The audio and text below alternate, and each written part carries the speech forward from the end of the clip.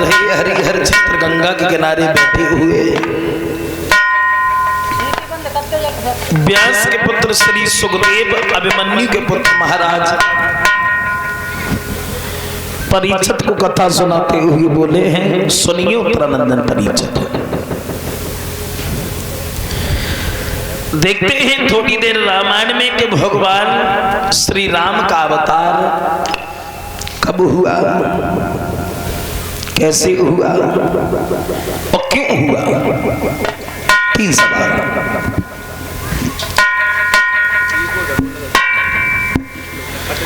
क्षमा करें, देखो रामायण में हर चौपाई पर शंका है। कोई विद्वान किसी तरह लिखता है तो कोई विद्वान किसी तरह लिखता है।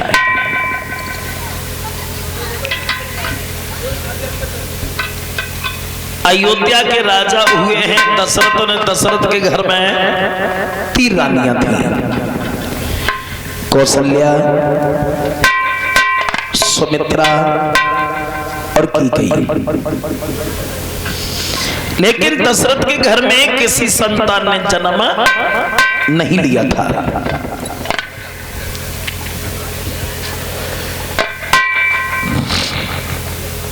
एक विद्वान तो यहां तक लिख रहा है, जब भगवान श्री राम का अवतार हुआ था तब दशरथ की उम्र 60,000 साल की थी। तब तक कोई संतान नहीं हुई। लेकिन जीवन में, जिंदगी में सिर्फ एक बार चिंता वही दशरथ को कि हमारे कोई संतान नहीं है। एक बार। अरे भाई, जब संतान नहीं थी तो दुख तो बार बार होना चाहिए था। लेकिन दशरथ को एक ही बार चिंता क्यों भाई कि हमारे संतान नहीं है। एक बार दुख हुआ दशरथ को कि एक बारी हरे दशरथ मनमाई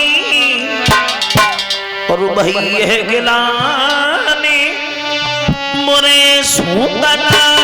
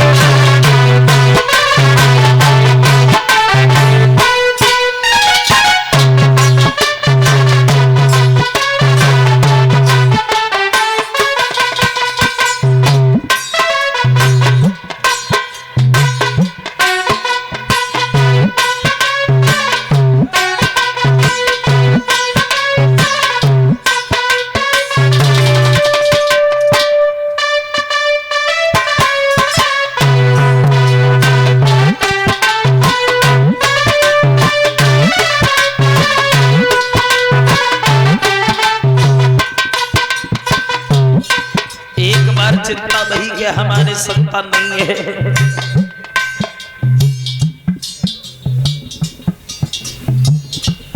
और जब एक बार चिंता हुई है दशरथ को,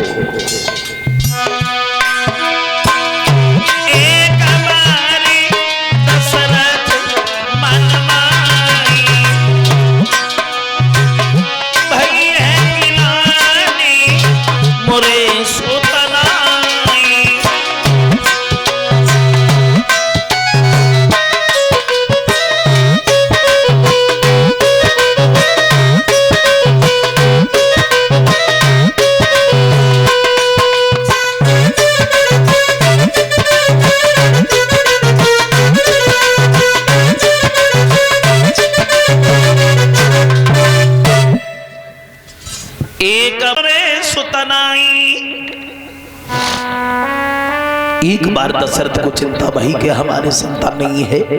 और जब एक बार दशरथ को दुख हुआ तो कौन सी बार दशरथ को दुख हुआ। देखो एक बार ऐसा हुआ कि महाराज दशरथ जो है वन में एक बार शिकार खेलने के लिए जब गए हैं, और जब वन में शिकार खेलने के लिए गए हैं, इन्होंने एक हिरण को देखा और उस हिरण के पीछे भागने लगे। आगे आगे हिरण दौड़ रहा है, पीछे पीछे दशरथ भाग रहे हैं।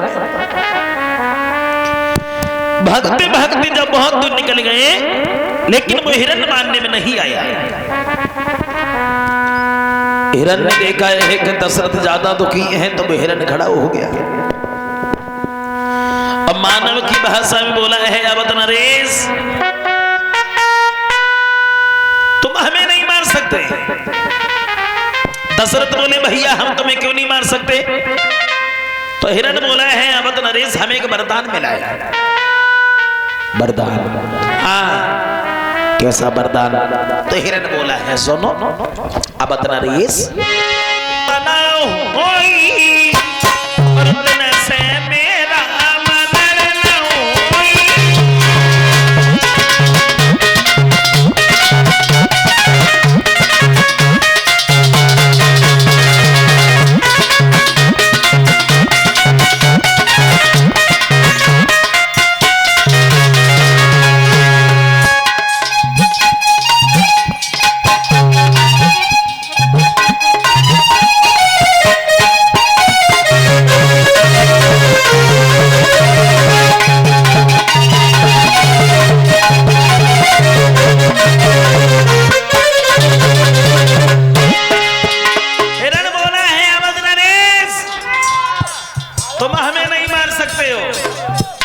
दशरथ बोले, भैया हम तुम्हें क्यों नहीं मार सकते हैं? तो हिरण बोला है, सुनो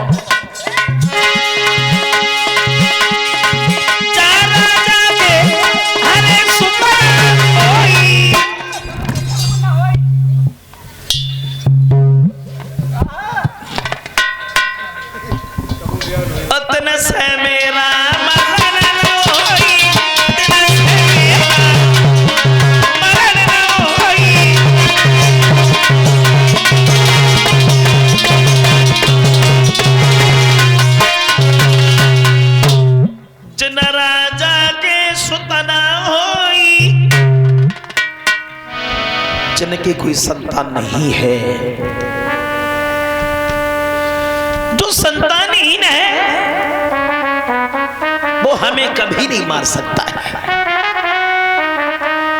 फिर काहे को तुम दुखी हो, काहे को हमें दुखी किए हो? घर वापस लौट जाओ। दशरथ जब ज्यादा दुखी हुए हैं तो वशिष्ठ समझाते हुए बोले हैं, अवध नरेश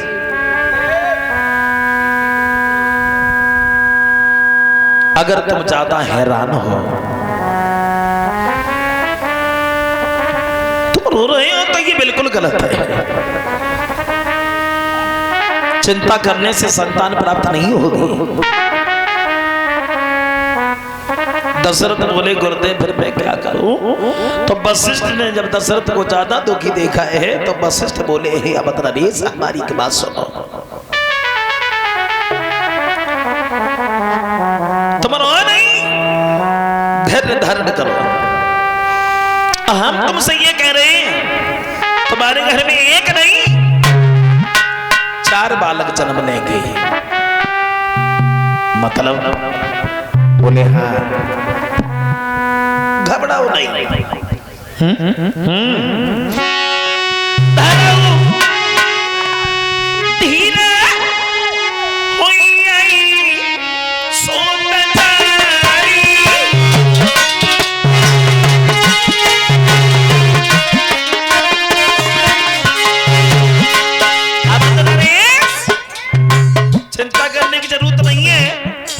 तुम्हारे घर में एक नहीं 4 बालक जन्म लेंगे।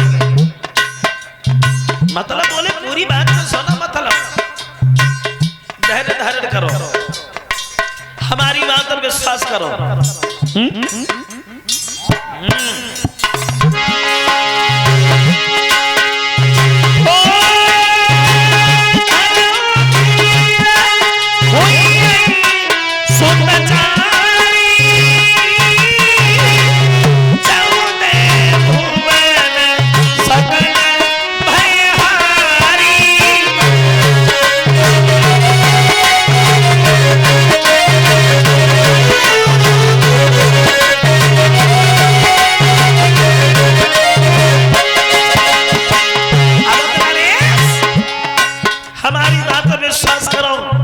तुम्हारे घर में एक नहीं 4 बालक जन्म लेंगे।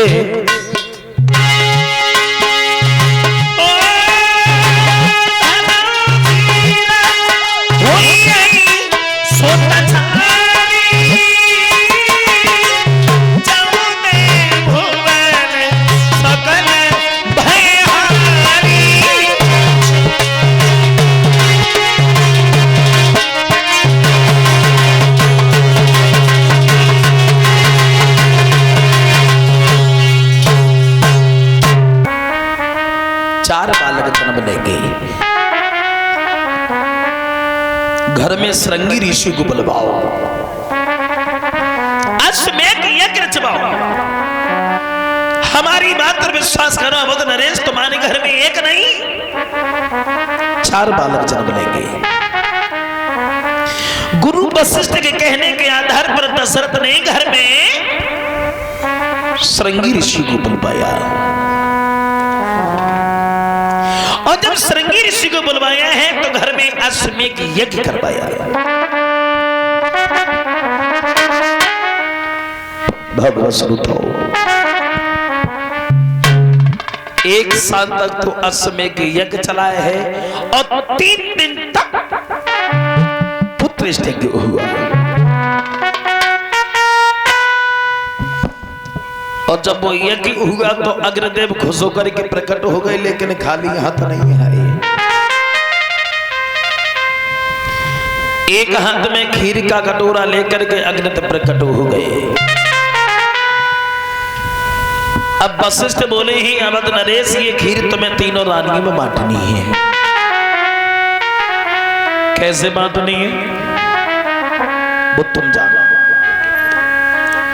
तो दशरथ ने वो खीर तीनों रानियों में बांटी। कैसे बांटी? तो वो गोस्वामी तुलसीदास जी बोल पड़े कि दशरथ ने वो खीर तीनों रानियों में कैसे बांटी? कैसे बांटी? तो बोले कि अनंत भाग कौशल्य भाग याद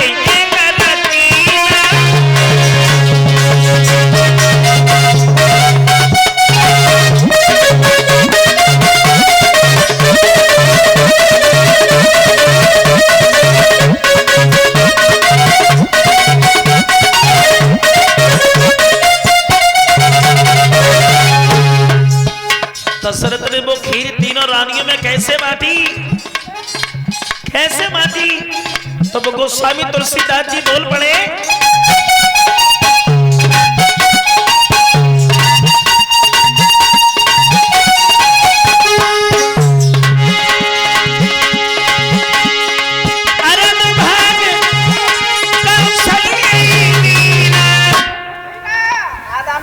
उसमें से उबई भागयाद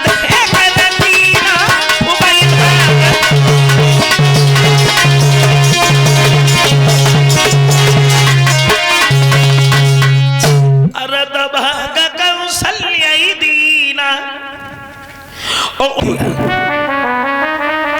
कौशल्या ने सोचा है कि हमारे पास खीर ज्यादा आ गई है और सुमित्रा तो छोटी है, इसे खीर ज्यादा मिलनी चाहिए।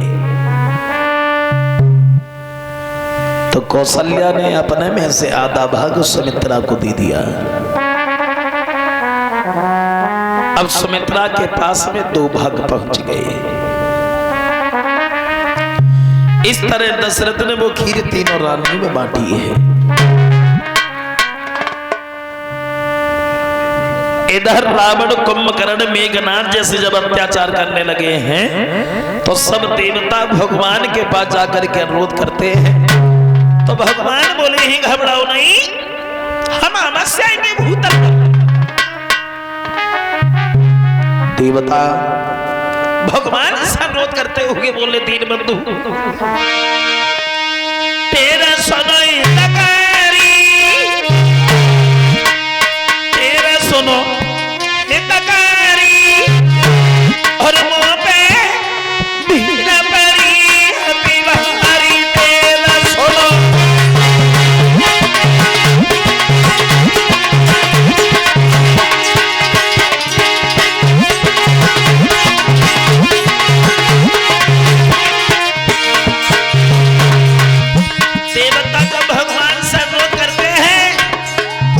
भगवान बोले घबराओ नहीं, हम अवश्य आएंगे भूतल पर। देवता बोले तेरा सुनो हितकारी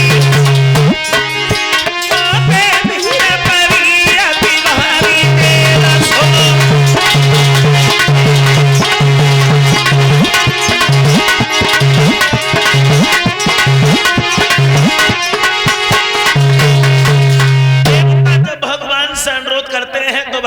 बोले घबराओ नहीं, हम अवश्य आएंगे भूतल पर। भगवत श्रोताओं, धीरे धीरे समय व्यतीत होने के बाद में वशिष्ठ की कई हुई बात सामने नजर आने लगी है। तीनों स्त्रियां गर्भ धारण करती हैं, और जब तीनों स्त्रियां गर्भ धारण करती हैं तो धीरे धीरे समय व्यतीत होने के तत्पश्चात 3 रानियों से 4 बालक पैदा हुए। वो कैसे? कौशल्या से प्रभु राम का अवतार हुआ, उसके 1 दिन बाद कैकेयी से भरत का जन्म हुआ, उसके भी 1 दिन बाद सुमित्रा से 2 बालक पैदा हुए हैं, लक्ष्मण और शत्रुघ्न। 3 रानियों से 4 बालक पैदा हुए।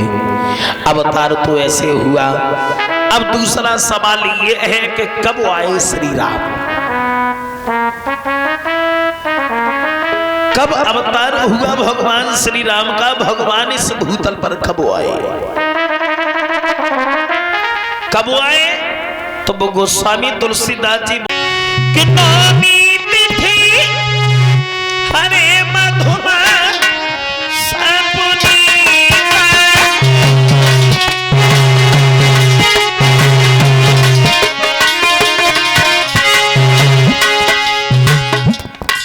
कब अवतार हुआ भगवान श्री राम का, भगवान इस भूतल पर कब आए, कब आए? तो तुलसीदास जी बोले